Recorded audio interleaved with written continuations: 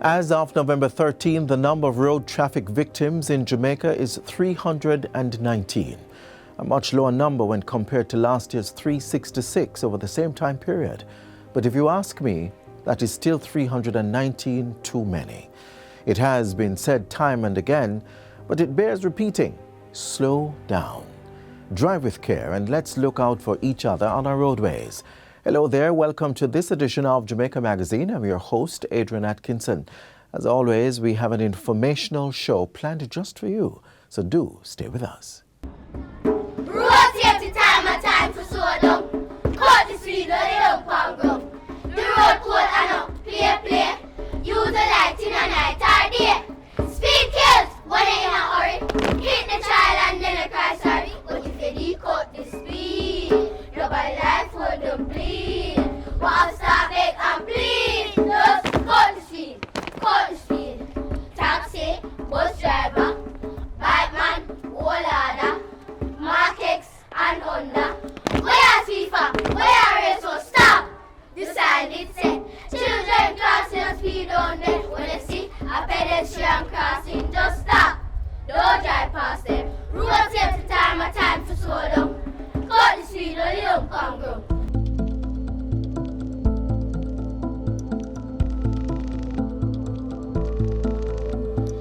Motorists, please look out for us when we're crossing the road.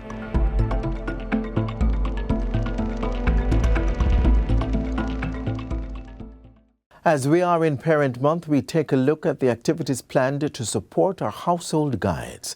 We're sitting down with the CEO of the National Parenting Support Commission.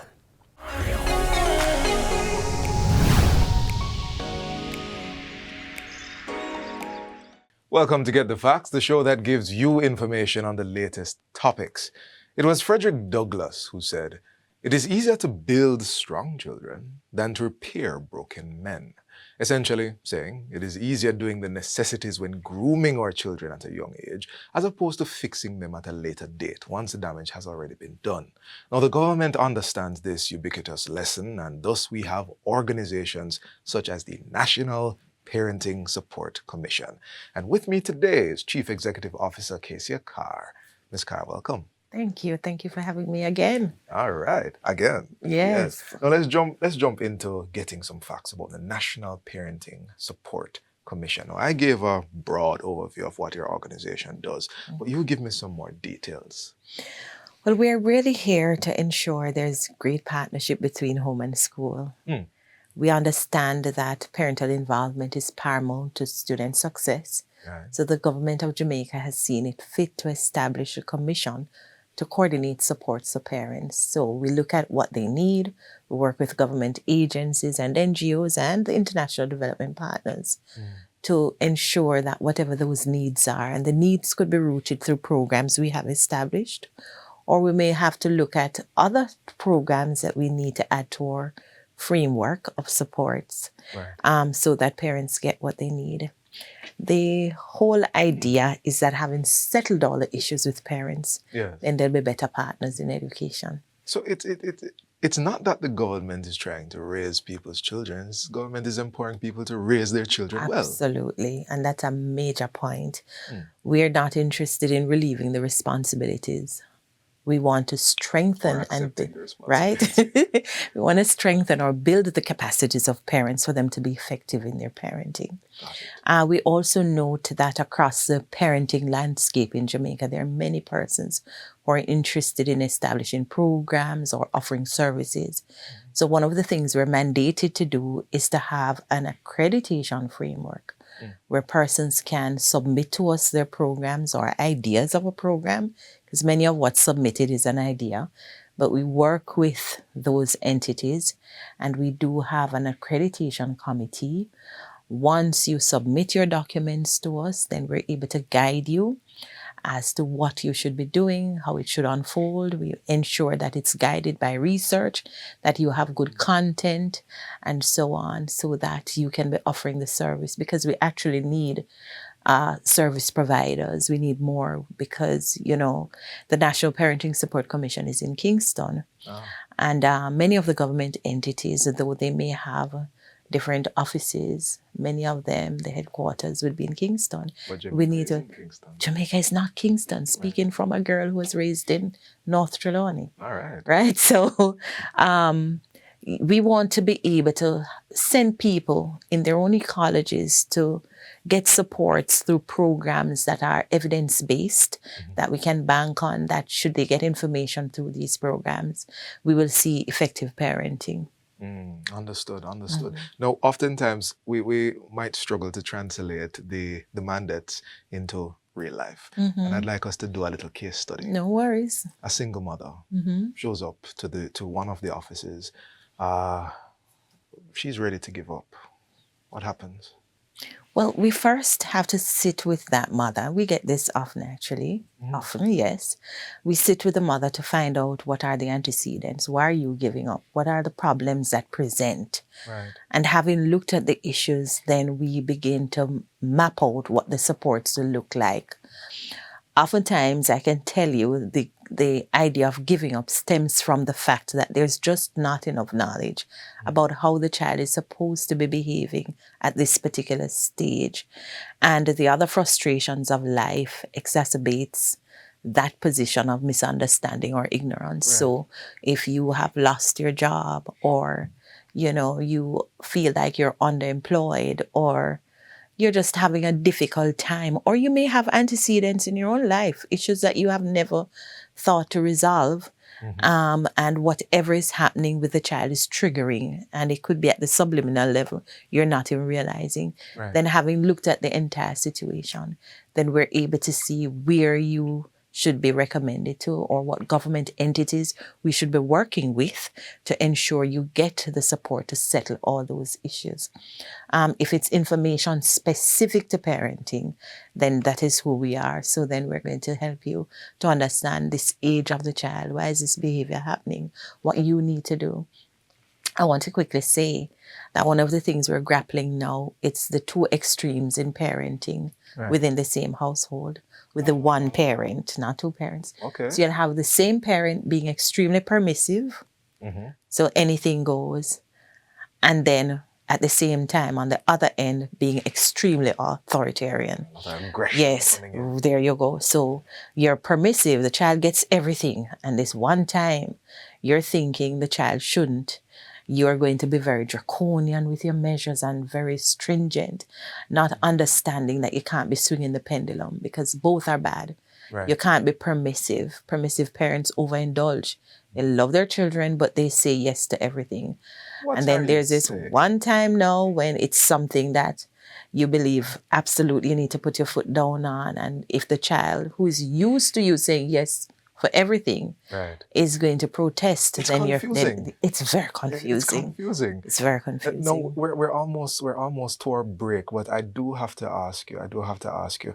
What are you mentioned that you get that scenario a lot. We do. Right? We don't even have the time to talk about all the single parenting that's happening in Jamaica. But apart from that, top two biggest challenges that you see? Well, the first one I mentioned before, definitely how to communicate with my child, how to understand that a child who is a toddler would be experiencing life in a particular way. And so their behaviors would be of a particular nature, as opposed to a teenager. So how do I adjust my communication for a toddler as opposed to a teenager? And what would be the second? And the other is certainly what we've been seeing, understanding technology, how to use it. There is a lot of complaint about the children and their propensity to gravitate towards technology that you're providing anyway. With the phones and tablets. I like how you put that in there. But how do I now ensure that I am a bit more measured and I put in boundaries and other systems so that the technology is not the one doing the parenting? We've got to go to the break, but this is a fascinating conversation. And we're asking you, please stay with us. It continues right after this break.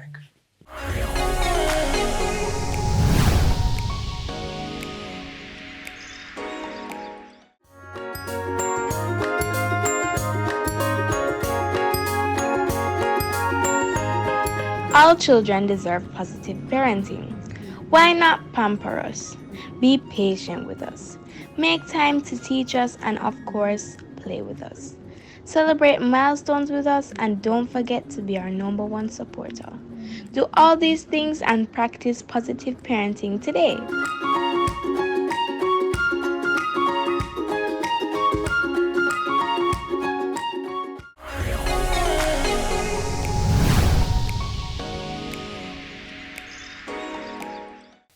Welcome back. Welcome back. Now, Lady Carr, we were at the whole idea of the biggest challenges. You mentioned communication, yes, age-appropriate and stage-appropriate communication, interfacing with technology. And I wanted to pinpoint something. So far, throughout this conversation, you have essentially said knowledge is power. Yeah. Knowledge is power. And the National Parenting Support Commission is working to increase the knowledge with which parents are operating.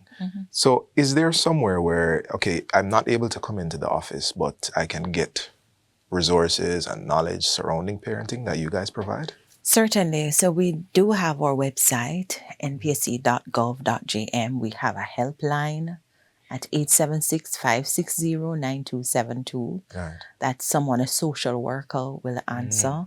And of course, the regional offices. So outside of Kingston, the regional offices, all the guidance counselors in the system by now know how to get to us, the social workers, the deans of discipline. So we can go through any school in Jamaica and they will be able to help you. That's interesting. I wanted to touch back on the technology thing. To say that at the end, I realized that I even personified. I said, technology is the one raising.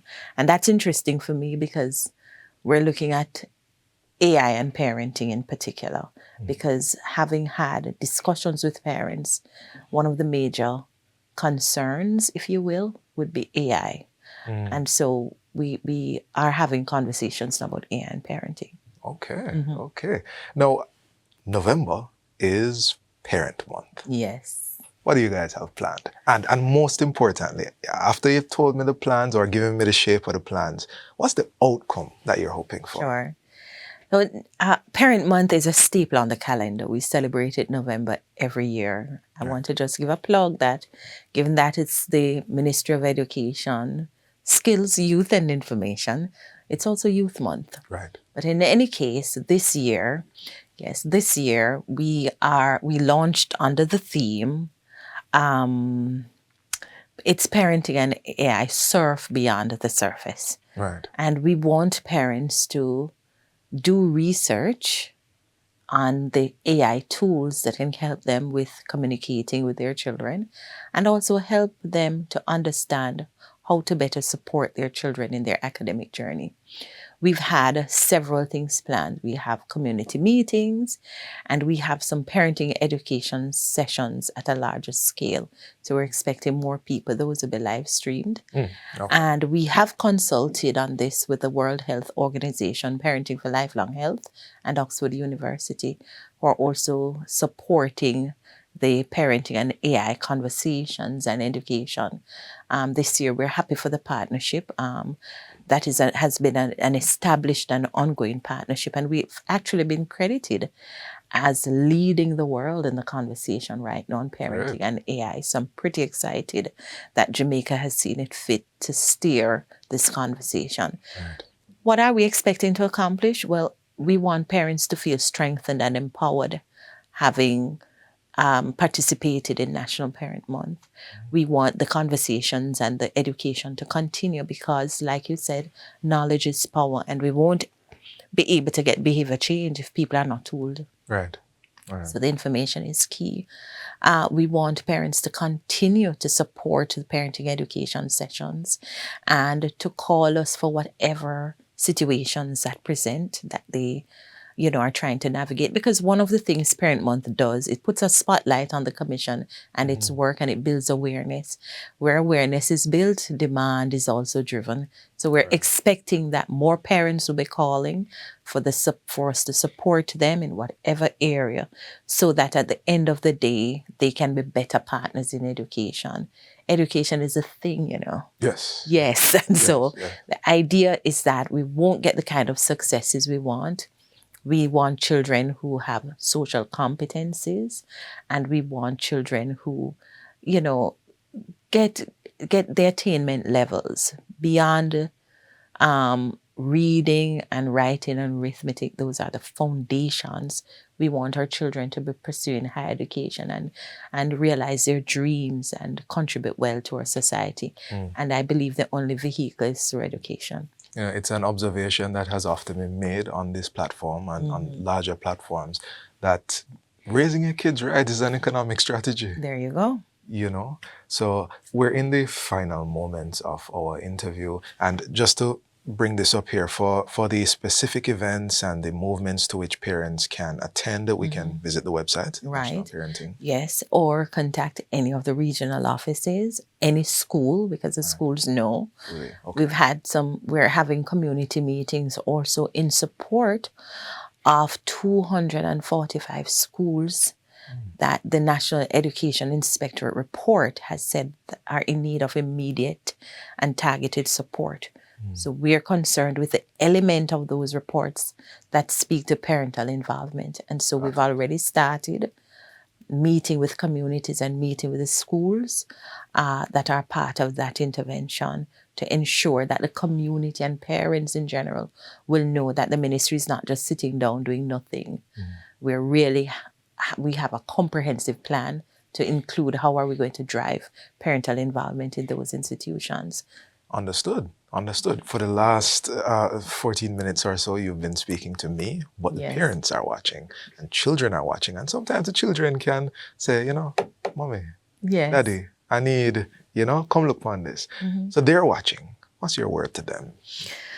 Well, parents, happy Parent Month, first of all. We want to thank all of you out there who have been great partners, who are supporting schools and understanding that important partnership that must exist between a teacher and a parent in the best interest of the child.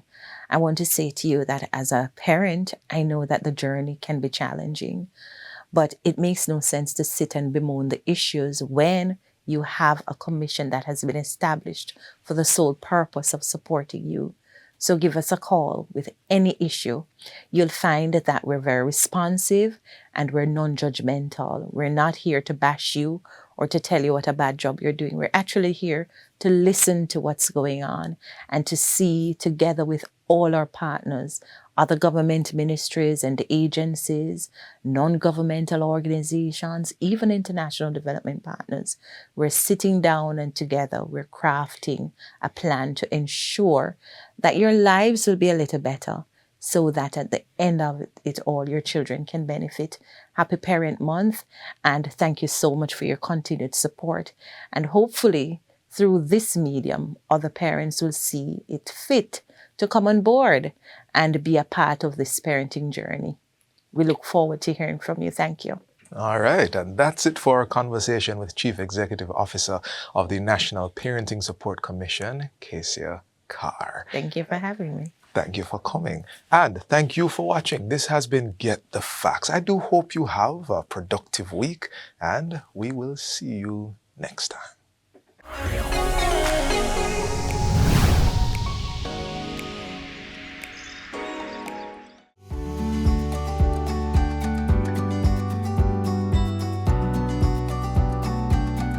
Attitude is something which productivity will require, and a good attitude. So these are conversations which are difficult, because how do you instill a good attitude? It starts by the kinds of activities that you engage your children in at an early age. What are we teaching our children even in our own homes? How do they see us reacting to challenges? How do they hear us addressing issues? That's what's going to shape their attitude and their mindset.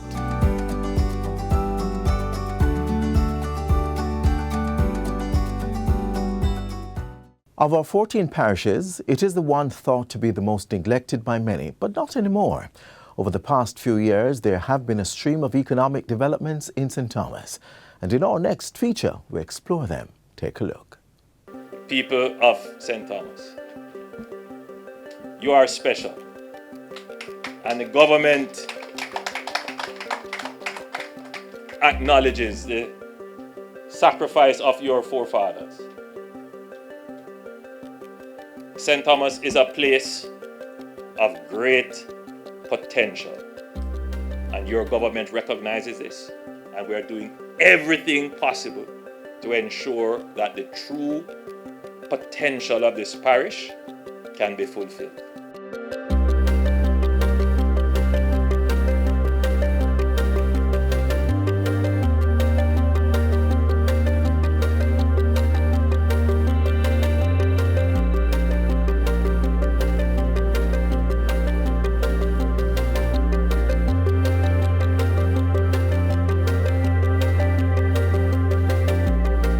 St. Thomas is really the pivotal parish in Jamaica's historical development, post-slavery.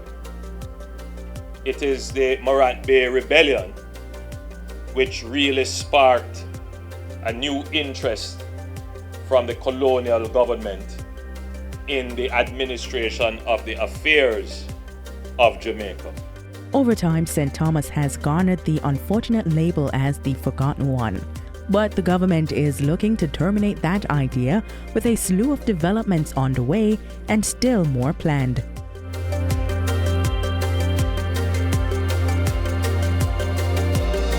Road development is crucial to the economic growth of any nation. So when the government started the second leg of the South Coast Highway at the eastern end of the island, the development of St. Thomas was atop its mind. The 147 kilometers roadway spans Harbour View in St. Andrew all the way to Port Antonio, which means smooth sailing throughout the historic parish of St. Thomas. Here's Prime Minister Andrew Holness officially opening the 4-lane highway from Harbour View to Yallis Bridge in early 2024. St. Thomas is witnessing a remarkable change in its infrastructure, particularly its roadways and public facilities. The Southern Coastal Highway Improvement Project is a key catalyst for this transformation, connecting Harbour View in St. Andrew to Port Antonio in Portland. The highway is set to enhance the economic foundations of St. Thomas, offering numerous opportunities for its residents.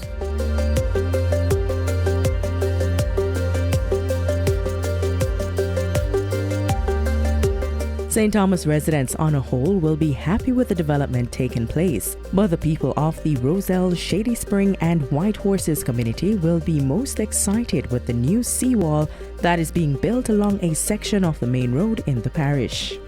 The old structure was damaged by a storm surge during Hurricane Beryl, and the government didn't hesitate to respond. It totally destroyed the wall and came in onto the road. So this is not a defect of the contractor. This is something now that the government will have to pursue as supplementary work, meaning we will have to have an additional budget because of the hurricane to put in a seawall. The corridor is included in roadworks being carried out in the parish as part of the Southern Coastal Highway Improvement Project.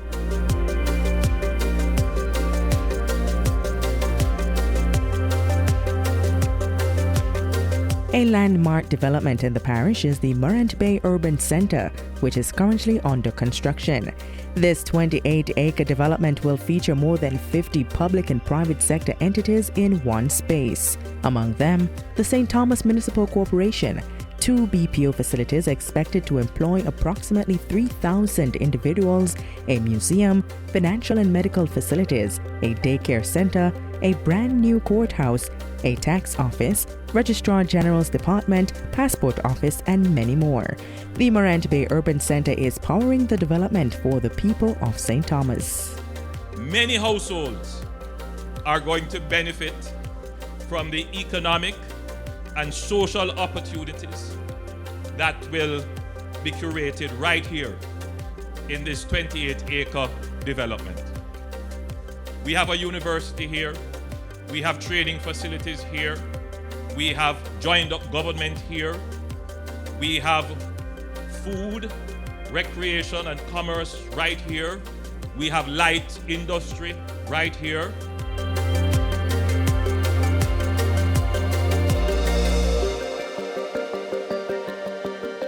In October of 2022, the people of Yalis got a completely modern state-of-the-art fire station. Prime Minister Dr. Andrew Holness officially opened the space, which is yet another part of the plans to modernize the parish. This fire station is a representation of the government's strategic intent of focusing on the development of this parish. Financed by the Government of Jamaica and the World Bank, it will benefit more than 95,000 residents across communities in St. Thomas. The Prime Minister promised that with the infrastructure being put in place, other investments in the parish would follow, like an explosion of housing developments such as the newly developed Sun Coast Beach Club homes in the Bull Bay area. The parish is also set to receive a new police station and benefit from an upgrade to the Princess Margaret Hospital. In less than 5 years, this parish is going to see significant transformations. We need your support. We need you to support the government to continue the work that it is doing to build your economy and build your communities and build your household.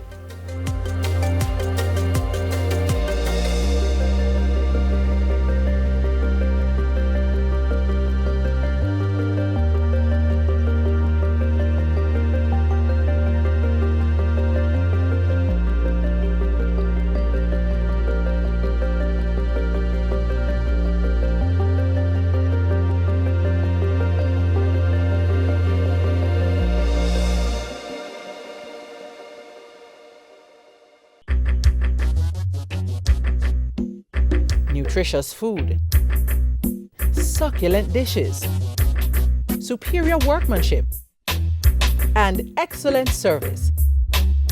Jamaica is on the go.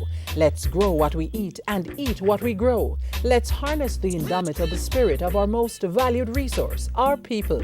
Let's support our local businesses. After all, buying Jamaican means building Jamaica.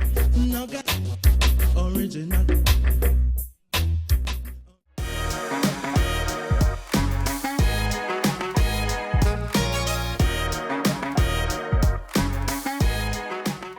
And with that, we've come to the end of today's show. To catch a repeat of this or any other, feel free to log on to our website, jis.gov.jm. Until next time, I'm Adrian Atkinson. Do take care.